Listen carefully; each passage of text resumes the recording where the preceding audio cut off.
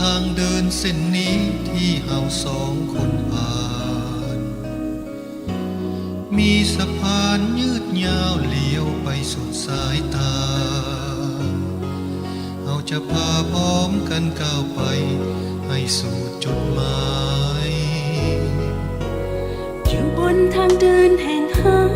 สองเฮาแสนมืดมนมีผู้พาสายสนเหวลึกที่ควงกาย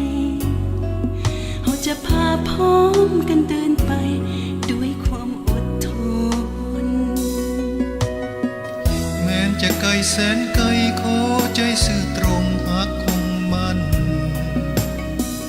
แม้จะนานแสนนานน้องบ่หวั่นไหวให้คำสัญญาน้องให้สัญญาแม้นสิว่าวายตราบสุดฟ้าพื้นดินสลายหากพอเปลี่ยนแปล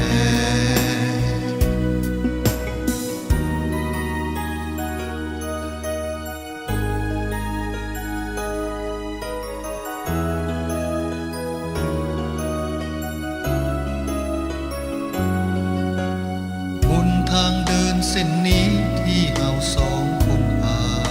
นมีสะพานยืดยาวเลี้ยวไปสุดสายตาเฮาจะพาพร้อมกันก้าวไปให้สู่จุดหมายอยู่บนทางเดินแห่งหักสองเฮาแสนมืดมนมีผู้พาสายสนเหวลึกที่ควงกายเฮาจะพาพร้อมกันเดินไปด้วยความอดทนแม้นจะไกลแสนไกลขอใจสื่อตรงหักคงมันแม้จะนานแสนนานน้องบ่หวั่นไหวให้คำสัญญาน้องให้สัญญาแม้นสิว่าวายตราบสุดฟ้าพื้นดินสลายหากพอเปลี่ยนแปลงแม้นจะไกลแสนไกลขอใจสื่อตรงหักคงมัน